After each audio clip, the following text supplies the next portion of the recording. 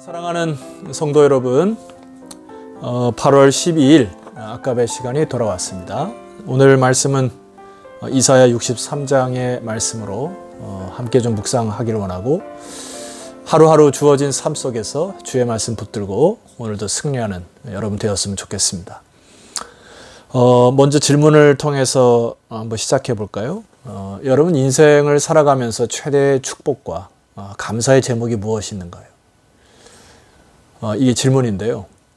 오늘 제가 이 제목을 삼았던 것처럼 제목이 주의 백성을 인도하사 이렇게 삼아봤는데, 내가 주의 백성이 되었다는 것이 인생의 최대의 축복이요 감사가 아닌가, 그렇게 확신합니다. 여러분 아멘이시죠? 어제 우리가 살펴보았던 말씀과 같이 하나님 우리에게 새 이름으로 일컬어 주셨죠. 기억을 좀 더듬으면 헵시바와 뷸라라 하셨어요. 나의 기쁨이 너에게 있다. 그리고 나는 너와 결혼하였다. 이런 표현의 그 놀라운 이름을 우리에게 허락하셨죠.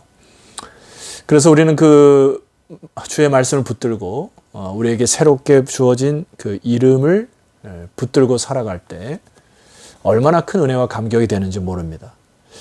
그리고 오늘 역시도 하나님께서 그의 백성을 인도하시겠다. 이 말씀을 우리에게 허락하신 것이죠. 그런데 1절에서 한 중반절까지, 한 6절까지 보게 되면은 여기에 그 에돔 족속을 이제 다루시는 모습이 나오게 되는데, 그의 대적을 손을 보시는 장면이 나옵니다. 이제 이것을 통해서 먼저 좀 교훈을 받고자 합니다. 자, 1절 말씀을 읽어드리면, 에돔에서 오는 이 누구며 붉은 옷을 입고 보스라에서 오는 이 누구냐? 그의 화려한 의복 곧 큰 능력으로 걷는 이가 누구냐? 그는 나이니 공의를 말하는 이요 구원하는 능력을 가진 이니라. 자, 이 말씀을 하는 화자가 누구냐를 먼저 살펴볼 필요가 있습니다. 여기 누구냐라고 했을 때 그는 나이니 이렇게 표현하고 계셨죠. 그러니까 하나님을 뜻하는데, 이것은 새롭게 다가오실 메시아로 여러분 해석하셔도 정확하겠습니다. 그런데 그 메시아가 혹은 하나님께서 에돔에서부터 오시고 또 보스라에서 오시겠다 말씀하셨죠. 그러니까 이미 에돔과 보스라를 만져주셨다는 겁니다. 손을 봤다는 얘기죠. 이 에돔이라는 건 여러분 아시다시피 이삭의 큰아들 에서의 후손이었고요. 이 보스라는 그 에돔 족속에 살았던 지역의 한 큰 성읍을, 대표적인 성읍을 얘기하고, 그 보스라라고 하는 지역은 포도 산지로 굉장히 유명하였던 도시입니다. 우리나라 말로 하면은 한 대부도 정도가 되지 않을까 생각되죠. 대부도에서 아주 포도가 잘 나는 것처럼 사람들은 보스라 하면은 포도 산지로 유명하였던 도시로 아는 것이죠. 그런데 2절 말씀 보시면은 어찌하여 내 의복이 붉으며 옷을 포도즙 틀을 밟는 자 같으냐. 그러니까 그 대적을 진멸하셔서 포도즙 틀을 밟아서 그 포도즙이 튀는 모습을 연상하면 되겠습니다. 자, 3절 만민 가운데 나와 함께 한 자가 없이 내가 홀로 포도즙 틀을 밟았는데 내가 노함으로 무리를 밟았고 분함으로 말미암아 짓밟았으므로 그들의 선혈이 내 옷에 튀어 내 의복을 다 더럽혔음이니. 하나님이 그 에돔 족속을 진멸하심으로 심판하심으로 튀는 그 포도주의 흔적들이 선혈이라고 표현되어 있는 것이죠. 자, 이것을 4절 말씀 보니까 이는 내 원수 갚는 날이 내 마음에 있고 내가 구속할 해가 왔으나. 주님이 이 에돔 족속을 내 원수라고 표현을 하시고 원수 갚는 날이 내게 있다고 말씀을 하십니다. 여러분, 하나님이 이 에돔 족속을 왜 원수라고 표현하실까요? 이 족속의 이제 히스토리를 좀 보게 되면은 이삭의 후예로 에서와 야곱이 나왔는데, 사실 친형제가 친하게 지냈어야 되는 것이죠. 이제 그럼에도 불구하고 날이 가고 해가 갈수록 점점 원수처럼 이 에서가 성장하여 그의 그 야곱 족속, 하나님의 택한 백성을 사사건건 방해를 하고 회방하는 그 모습을 통하여 대적처럼 변한 모습을 지적하는 것입니다. 몇 가지만 여러분에게 소개시켜 드려볼까요? 예를 들어 이스라엘 백성들이 가나안 땅으로 들어가는 거의 이제 길목, 완전히 이제 이 골목만 지나가면은 가나안 땅으로 들어가는 그 길목에서 민수기 21장 4절에 보니까 이런 표현이 있습니다. 백성이 호르산에서 진행하여 홍해길로 쫓아 에돔 땅을 둘러 행하려 하였다가 길로 인하여 백성의 마음이 상하니라.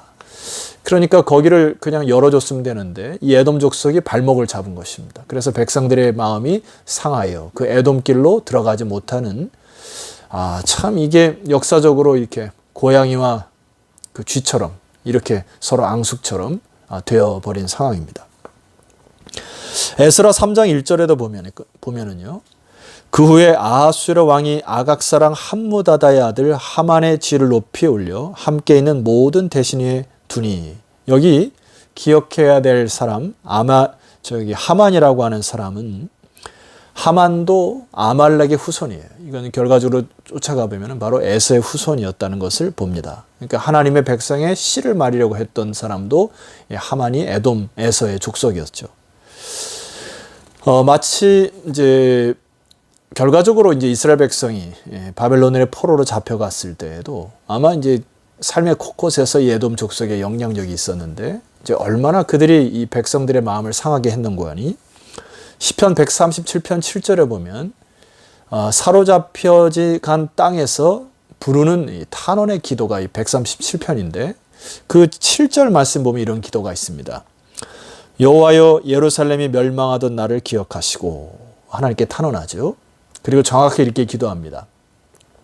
에돔 자손을 치소서 그들의 말이 헐어버리라 헐어버리라 그 기초까지 헐어버리라 하였나이다. 아마 이 바벨론에게 완전히 사로잡혀 오는 날을 이웃에서 보면서 너희들 기초까지 아예 무너져 버려라 하고 저주를 퍼붓는 것이죠. 이것은 불난 집에 기름을 붓는 것과 같은 남이 망하는 것을 너무나 기뻐하였던 족속이 바로 이 에돔 족속이었다는 것입니다.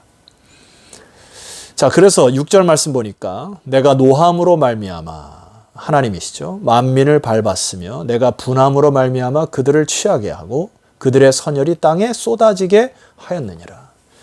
결과적으로 이 모든 것을 하나님이 보셨다는 것입니다. 여러분, 우리가 인생을 살아가고 삶을 살아갈 때 정말 이 부분을 너무 조심하셔야 됩니다. 때로는 여러분 화가 치밀을 때가 있고 참 불만이 있을 때가 있고 여러분 때로는 이 마음에 부대낌이 있을 수 있는데 함부로 다른 사람을 폄하한다거나 악을 퍼붓는다거나 그들을 조롱하는 일을 그치셔야 됩니다. 하나님이 다 보고 계시기 때문에 그래요. 때로는 우리가 에돔 족속 같은 일들을 하나님이 보고 계시는데도 그것들을 간과하고 막 마음껏 내 멋대로 행하는 것을 조심해야 되는 경계를 늦추셔서는 안 됩니다. 우리는 이것을 교훈 받으셔야 돼요. 자, 그러나 이들을 심판하는 것은 오히려 반대로 하나님 백성에게는 또한 위로와 평강이 되는 것이죠. 그러니까 하나님께서 심판하실 때까지 기다리는 것이죠. 그것이 우리 그리스도인들이 참고 절제해야 될 것입니다. 자, 7절 말씀 보세요.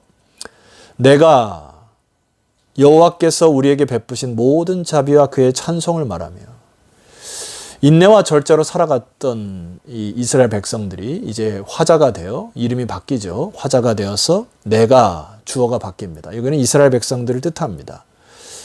대적을 진멸하시는 그 하나님, 공의로 판단하시고 공의로 심판하시는 하나님을 찬송하게 되는 날이 반드시 올 것이라는 것이죠. 자, 7절을 다시 읽어드리겠습니다. 내가 여호와께서 우리에게 베푸신 모든 자비와 그의 찬송을 말하며 그의 사랑을 따라 그의 많은 자비를 따라 이스라엘 집에 베푸신 큰 은총을 말하리라.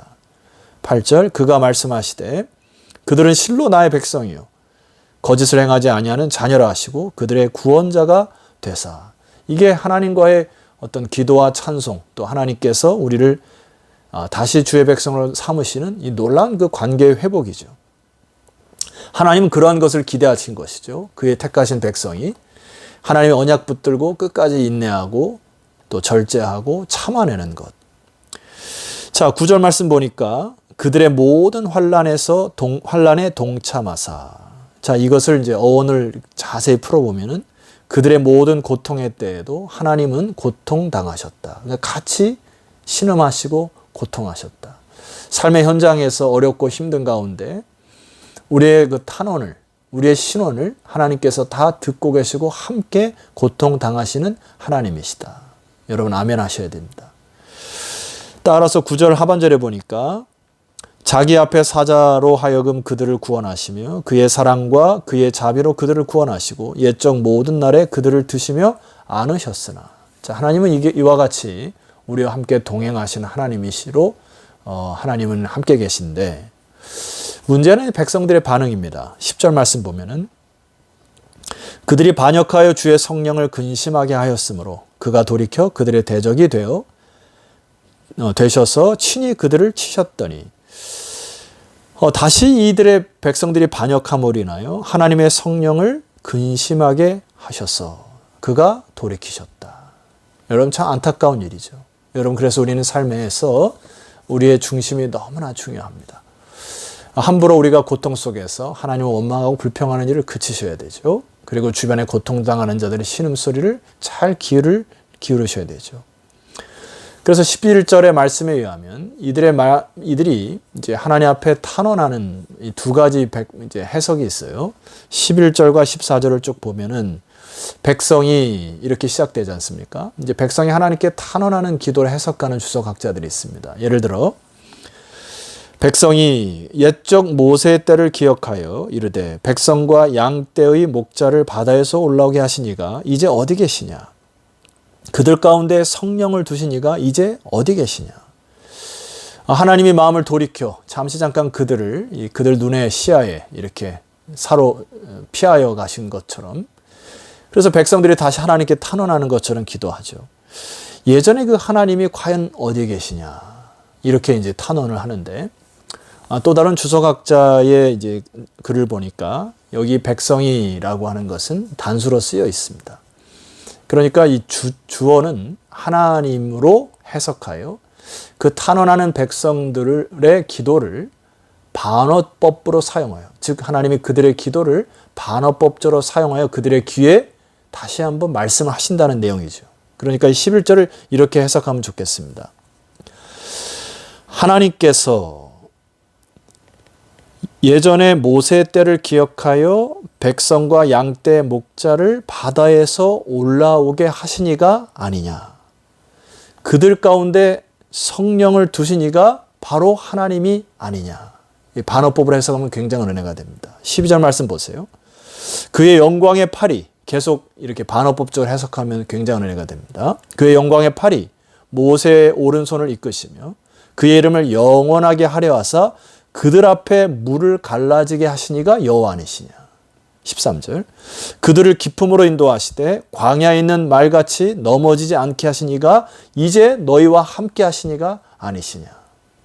14절 여호와 영이 그들을 골짜기로 내려가는 가축같이 편히 쉬게 하셨고 주께서 이와 같이 주의 백성을 인도하사 그의 이름을 영화롭게 하셨나이다 하고 선포하신 하나님이 바로 그 하나님입니다 라고 선포하셔서 이 마침에 이렇게 되었죠. 하셨나이다 하였느니라. 바로 그 하나님이 그의 백성을 인도하신 그 하나님이 오늘도 너와 함께 하신 하나님으로 기억하고 믿음으로 다시 중심을 잡기를 하나님은 오늘 우리에게 기대하십니다. 자, 성도 여러분, 내일은 15절 이하로 그의 백성들의 탄원의 기도를 우리가 좀 살펴보았을 텐데 기억하십시오. 하나님 우리를 헵시바라 뷸라라 부르시고 멀리 계신 것처럼 우리가 착각하지만은 하나님과 우리 사이를 갈라놓은 것은 저와 여러분의 죄악이요 또 돌이키지 아니하는 마음임을 기억하시고 주께서는 오늘 주의 백성을 인도하셔서 출애굽의 역사를 일으키셨던 하나님께서 오늘도 무한한 하나님의 역사를 일으키고자 우리와 동행하신 하나님을 기억하시고 오늘도 주님과 함께 하심으로 큰 기쁨 속에서 또 감사로 여러분의 인생을 살아가시기를 주 이름으로 축원합니다. 기도드리겠습니다. 존귀하신 하나님 감사합니다. 주의 백성을 인도하시는 하나님, 신실하시고 변함없으신 하나님을 우리 사랑하는 백성들이 다 묵상케 하시고 또 그 하나님 붙들고 오늘 하루도 승리하는 믿음의 백성들 다 되게 하여 주옵소서. 예수 그리스도의 이름으로 기도드렸사옵나이다. 아멘. 자, 성도 여러분, 내일 금요일 다시 주의 말씀 이사야 63장 15절 이하로 찾아뵙도록 하겠습니다. 내일 뵙겠습니다.